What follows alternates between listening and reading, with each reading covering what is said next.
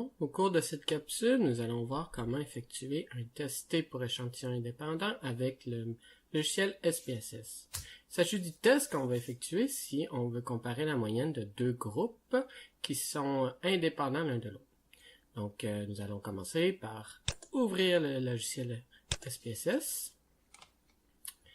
Et puis ensuite, nous allons importer les données de la manière que j'ai expliqué dans la première capsule. Donc, on va laisser un peu de temps que ça charge. D'accord, donc nous allons lire les données texte qui sont dans le dossier ici, comme ça. Donc, comme d'habitude, on va passer à la prochaine boîte de dialogue.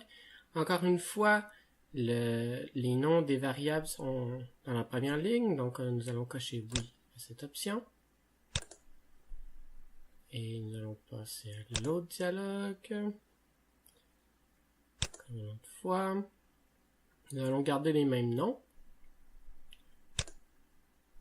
Et comme je vous avais expliqué lors de la précédente capsule, il faut toujours sauvegarder la syntaxe dans un fichier de syntaxe afin de pouvoir recréer l'analyse si on en a le besoin plus tard.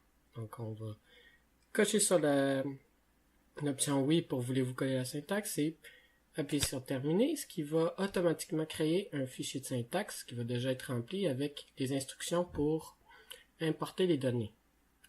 Donc on va tout de suite enregistrer notre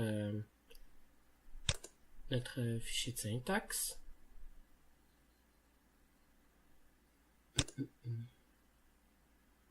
On va appeler ça test T pour échantillon indépendant. Donc, comme je vous avais expliqué l'autre fois, pour pouvoir faire exécuter une série d'instructions, il suffit de sélectionner le texte et d'appuyer sur le bouton avec un symbole pour play. Donc, exécutons ça. Ce qui devrait nous donner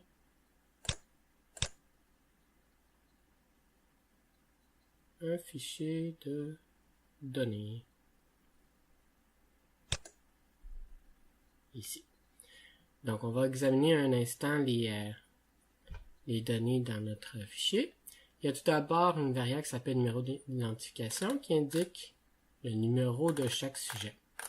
Ensuite, dans la variable groupe, on peut voir à quel groupe expérimental chaque sujet appartenait. Donc, dans un premier groupe ici, c'était le groupe Harold et l'autre, le groupe contrôle.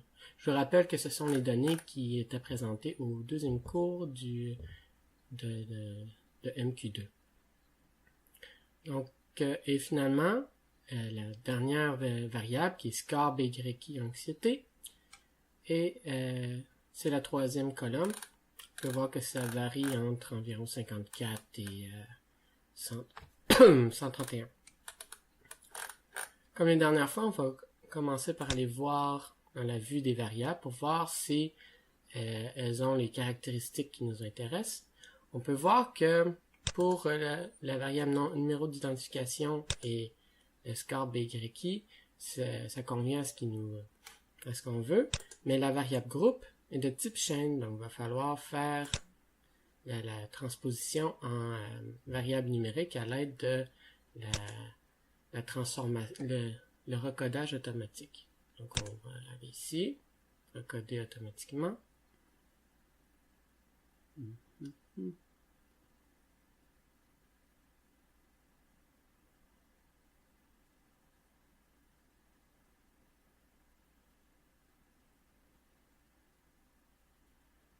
Donc, on va sélectionner la variable groupe, lui donner un nouveau nom, donc groupe 2, ajouter le nouveau nom en cliquant ici, et encore une fois coller la syntaxe dans le fichier de syntaxe pour pouvoir sauvegarder cela pour la prochaine fois qu'on va vouloir faire l'analyse. Donc encore une fois, on sélectionne le bout de texte, on appuie sur Play, et ça devrait effectuer le recodage automatique qu'on veut.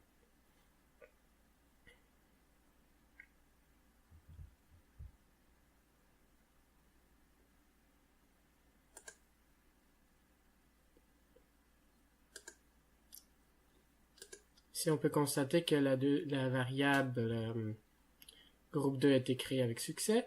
Et encore une fois, on va regarder que c'est bel et bien une variable numérique quand on appuie sur le bouton ici. On voit que Harold correspond au chiffre 2 et que Control correspond au chiffre 1. Donc, le test T en tant que tel est très facile à effectuer. Il suffit d'aller dans Analyse, comparer les moyennes, test T pour échantillon indépendant.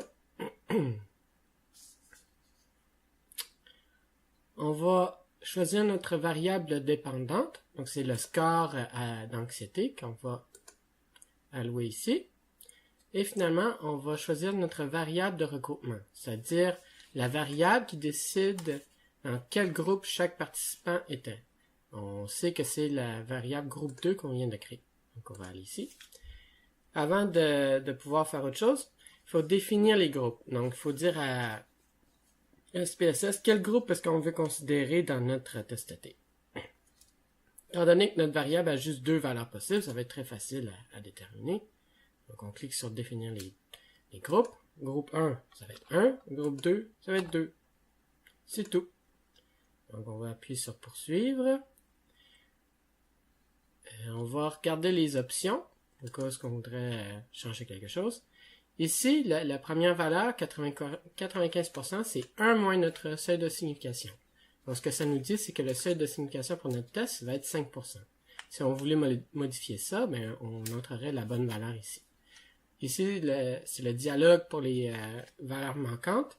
Comme nous n'en avons aucune, ça sert à rien de modifier quoi que ce soit ici. On va appuyer sur poursuivre. Et encore une fois, on va appuyer sur coller au lieu de OK pour pouvoir avoir le bout de syntaxe qui nous intéresse dans notre fichier de syntaxe. Donc on va aller voir dans le fichier de syntaxe et on voit que ça a ajouté le fichier de les instructions ici. Comme d'habitude, on va sélectionner le texte et appuyer sur le bouton vert ici. Et on voit que SPSS a effectué le test avec succès.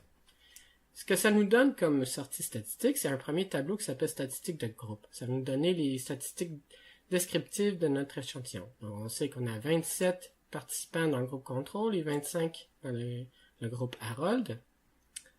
On a une moyenne de 64,22 dans le groupe contrôle et une moyenne de 74 dans le groupe d'Harold. Un écart type de 22,9 pour le groupe contrôle et 21 pour le groupe Harold. Il y a aussi la moyenne, l'erreur standard de moyenne, qui est la dernière colonne de ce tableau. Et le deuxième tableau pour les résultats du test T, c'est le suivant. Avant de pouvoir interpréter le test T en tant que tel, il faut toujours regarder le test de Leven sur l'égalité des variances.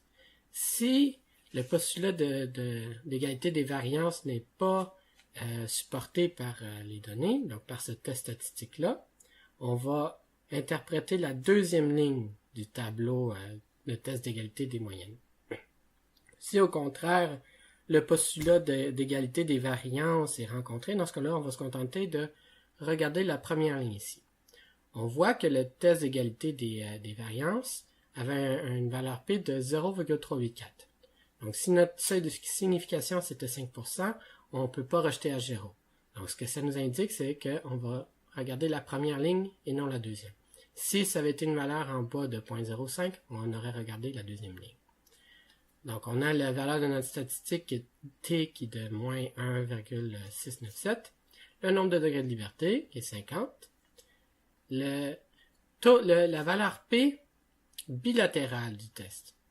Donc, SPSS va toujours nous donner uniquement la valeur P pour le test bilatéral. Si on veut avoir la valeur P pour un test unilatéral, il faut que vous notez ça. Il suffit de diviser cette valeur-là par 2. C'est tout. Donc, si on a fait un test unilatéral, la différence de moyenne aurait été significative. mais si on en fait un bilatéral, elle n'est pas significative parce qu'elle est plus élevée que 0.05. Cette colonne-ci montre les différences de moyenne, donc moins 10.378. Et finalement, l'erreur standard de la différence de moyenne, qui est en fait le dénominateur de la statistique T. Parce que si on fait la différence de moyenne divisée par l'erreur standard de moyenne, ça va nous donner notre valeur T qui est 1.697. Finalement, on a un intervalle de confiance à 95% de la différence de moyenne. Donc, ceci conclut notre capsule sur le test T pour échantillons indépendants. Encore une fois, si vous avez les moindres questions, n'hésitez surtout pas à me contacter. Bonjour.